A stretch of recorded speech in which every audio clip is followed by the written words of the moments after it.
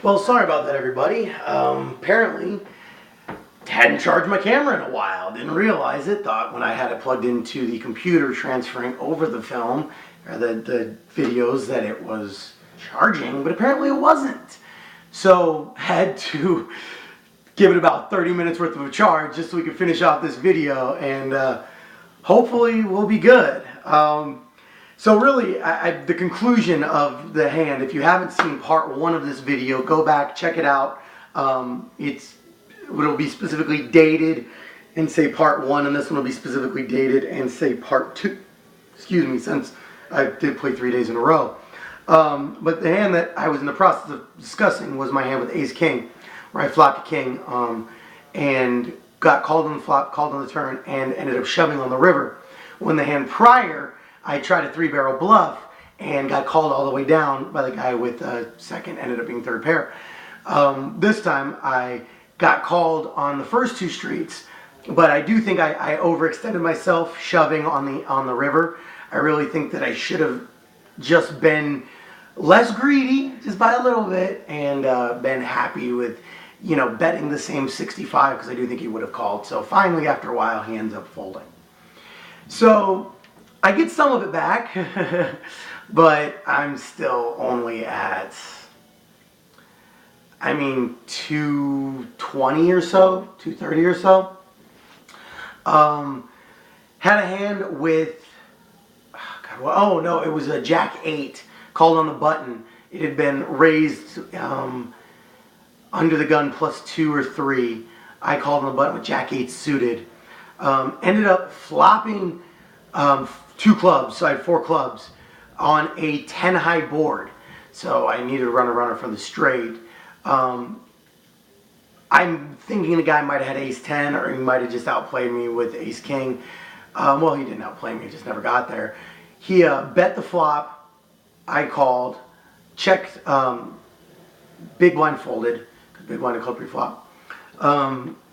He bet, I want to say like 16, 18, and I called with the flush draw. Figure I also still have an over, and if I got real lucky and a 9-7 came up, I would be real nice. Ended up hitting a 7 on the turn, so I now had a gut shot, which adds a couple more outs. So he ends up betting. No, he checked. No, he bet the turn again. He bet the turn for 30. And it wasn't a good call. Money-wise, I shouldn't have made the call. But I felt like it was coming. I went with my gut and was wrong. But made the call and ended up on the river. Nothing came. And he bet like 85 into it, and I let it go, obviously. I had Jack high with nothing else. So he could have been a 3-barrel bluff. He was a decently strong player. I've never played with him before, but I have seen him before in the Planet Hollywood, poker room. So I'm okay with, I don't think I got bluffed. Obviously short of making a move on the river or possibly raising on the flop. If he had air, there's no way I was getting that pot. I probably could have avoided, putting in that bet or calling that bet on the turn. But I really did feel it. And you know what? Sometimes you gotta go with your gut, even if the numbers tell you that you shouldn't. So that hand brought me back down to probably like a buck 60, 70, 80. I was fluctuating between, after, that hand with Ace King, I got a little bit back up over 2 full stacks. But then I had a hand kind of somewhat quickly after that I dropped a little bit, and then I just had that hand with Jack 8. And next thing you know, I'm, for the next hour, fluctuating between like a buck 50 and a buck 95. I never got it quite back up to 2 full stacks. So obviously playing with $5 chips, $20, 20 chip stacks. So I never quite got back up there and was just struggling. Was really card dead for about an hour and a half. Made one play that I actually did make. I did make a play with like an ace deuce type of hand on the button, or in the cutoff. No, in the hijack actually. In the hijack it was ace deuce of hearts. Flopped an ace, but with 2 clubs. It was all 3 were black, 2 were clubs. Ace was, I believe. And it was checked around to me. I put in a bet, took it down. Okay, cool, whatever. Then the big crushing hand. So I had 10-9 on the button. No, I'm sorry, in the small blind. No, it couldn't have been in the small blind. I'm sorry, because he checked to me. He let me hang myself. So I must have been on the button then. Because it was the same guy that I'd clashed heads with 2 other times. First with the Queen 10 bluff. Then the very next hand with the Ace King, top pair hand. So pick up 10-9, heart diamond if I'm not mistaken. Yeah, maybe I raised. I know I raised because like 2 or 3 people had checked. I mean, it called. And this guy was one of them who just called. So I put in a raise, but it wasn't a big raise. It was like 12 or 10, which in that game, yeah, it seems like 5 times a big blind should be a big raise. It's not in that game. That's just how it plays. Which if you want to see how crazy a game plays, watch the 2-5 game there. Plays like damn 10-20 no limit. It's ridiculous. Anyway, I digress. So ended up this is just too fun. Flop comes up, Queen 10. Alright. It's a pretty decent flop, Yeah, he did call my raise, so he could have a hand like Ace Queen, but the way that this guy had been playing, he'd been playing a lot of hands. Like I said, he took 30 minutes for every action. He just was trying to live it up a lot. So I'm, figuring worst case, I'm probably have a worse 10 here. That's where my mind is. I'm thinking, okay, he might have called me a King 10. Possible call me a Queen 10, but, am I going to be that unlucky? So he checks to me. All right, so I figure, you know what? Got 2 pair. I feel pretty decent that he might not have a queen. Let's see where I'm at. Figure if I take the pot down here, I'm fine with it. So I put in a standard, 12 to 16. I don't remember. By this time, this was like 6 in the morning. I was pretty tired by now. So I apologize if my recaps aren't perfect. I know I've had a couple of people who left comments like it didn't add up. I'm like, I'm trying to remember 10 hours worth of hands here, and I don't take any notes. That's what I probably should start doing, is bring a notepad and take notes. But I used to take notes, but it would just take so much time that unless I sat out a couple hands to really replay it perfectly, I just didn't want to do. So I did everything off memory, and I usually do pretty well. Usually. When I have a 3-day break for my voice, that hurts it a little bit.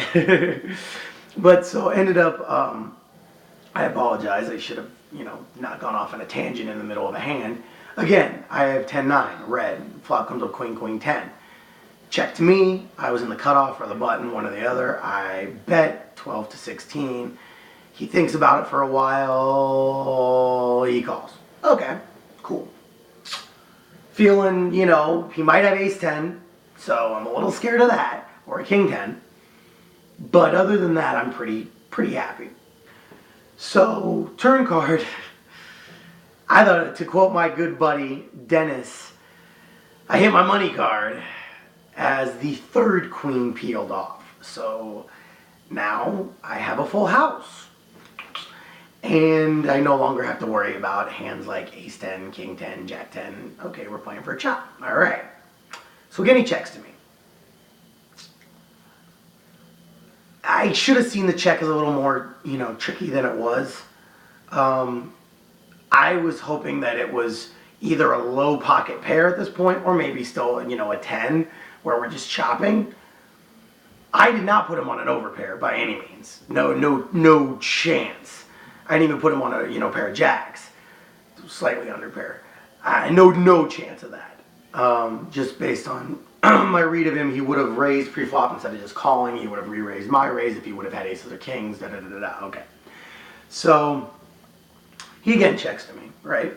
And I fire like 45 at it, if I'm not mistaken. I'm feeling pretty confident right now. I'm feeling pretty good. Other good thing is the queen that hit the turn put a 4 flush on board, or we'll put 2 clubs on board, I'm sorry. So if he, if by some stroke of luck he's on clubs and he gets there, cool. Probably wouldn't work if, he had one of the hands that I had thought, but whatever. I'm hoping for outs here. I'm grasping at straws. Hoping that I have outs to win as opposed to just outs to chop. Because at this point I'm thinking he's very possibly on a 10. The only wins I have is if he's on some type of, draw, obviously, or he's got an underpair. So, river card, it's a blank. It was like a 5 or something. I doesn't remember. It didn't bring the flush. Again, he checks to me. At this point, I've got like less than, 90 in front of me, like 85 in front of me. So I go all in and made a mistake, partly because I was so tired. Well, I could say I made a mistake because I did feel that I had the best hand. But I was in seat 1, he was in seat 10. The deal between us, I couldn't see his chip stack. So rather than keeping track of I just bet it. And he only had 45 in front of him. So I should have shoved the turn, honestly, if, based on where his chips were. But, so he insta-calls. So I'm thinking, okay, so I roll over, my jack 10, I'm good. All right, boat. So he looks at it, takes his glasses off, looks at it again, goes back to his cards, looks, rolls one over, it was a 5, rolls the other over, and it's the case queen. So not only did my boat run into quads, but I got so extremely monstrously slow rolled, it's not even funny. Like, I don't think you physically could slow roll somebody quicker than that. Yeah, I get it. You did make the call. Okay, you saw my hand, That was like, and everybody at the table was like, oh my God, what a slow roll. The dealer looked at me, he's like, dude, that's one of the worst slow rolls I've ever seen.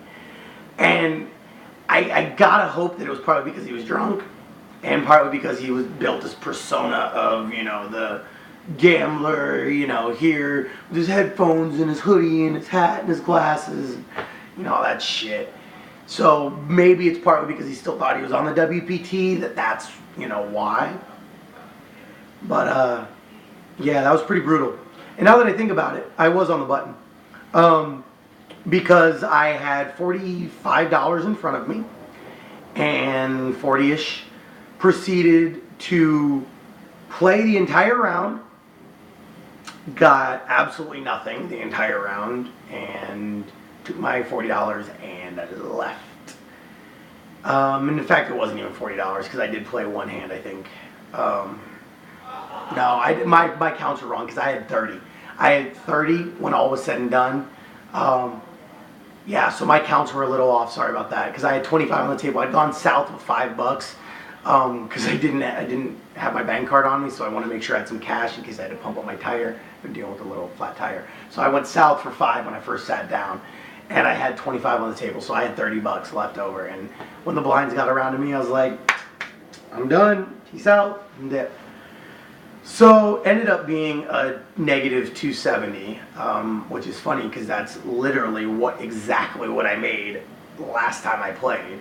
So it's a lot more fun when you go up as opposed to down, especially for that. Losing to quads is a bitch. I would have been alright if we would have had like aces or kings or even jacks, or if we both would have had a 10 and the last queen wouldn't have come. And, he would have outkicked me, I could have been better with that. But running into quads just hurts. Anytime, it hurts. And then to have him slow roll me as well really hurt. So that was my night, if you will. We're officially 3 nights away now from the series starting. Definitely was hoping to get a few more ups into the old bankroll. But looks like I'm going to be a little bit on hold just with bills, everything coming in first of the month. But probably first week of June I'll be back on my feet. I was kind of in an all or nothing type of spot. I understand I shouldn't have been, you know, putting my whole bankroll, whatever. But at the end of the day, I was looking at like it was $300. Those $300, that was my last 300 poker dollars. You know what I mean? So it wasn't like I had a real bankroll to start with anyway. I was able to piece some things together from selling shoes and whatever. So now that I'm going to be hopefully getting whole again first week of January, that was Freudian. God, I pray it's not the first week of January. I got to go from now until January before I'm whole again. We're going to have a problem. But I'll be back in Arizona. But by the first week of June, everything should be good to go. So by about the 5th, I should be back on my feet. Not necessarily playing events on my feet, but at least enough of a bankroll that I can, you know, handle a few losses in a row without being felted. So there you have it. There was part 2 to my most recent 1-2 no limit hold'em session from Planet Hollywood. Again, if you did not get the chance to see the first part, go back and check it out. I'll list it in the comment section as well, or in the description section, so you can see right there, as well as if you, I'll do that on the first video too. So let me know what you guys think. I mean, there weren't too many. The Queen 10 hand, you know, I should have gotten away from it. Just running. Sometimes you just get a feeling and you barrel, bluff, and I shouldn't have, and I did. It is what it is. What can you do, you know? But, well, I mean, there's lots I could do. I could have not done it. Kind of a dope statement. Excuse me. But at the end of the day, I feel I was playing okay. Not great. I haven't played great since I've gotten back, sadly. But I'm going to stick with it, and we'll see what happens. So, there you have it. Most recent recap. Thank you guys, as always, for checking out my videos. I am Matthew Maley. This is MatthewMaley.com. Stay tuned. You will be seeing lots of videos going forward from the series, from hopefully interviewing some people, some friends, all kinds of stuff. Even if I'm not playing, I'm still going to be living at the series because I love the series. It's like the Super Bowl for a month and a half. So definitely stay tuned to MatthewMaley.com or MatthewMaley.com on YouTube, or search for Matthew Maley Poker. Any of those work. You can also follow me on Twitter. I'm at Matthew Maley. I'm always tweeting, putting up all kinds of new shit.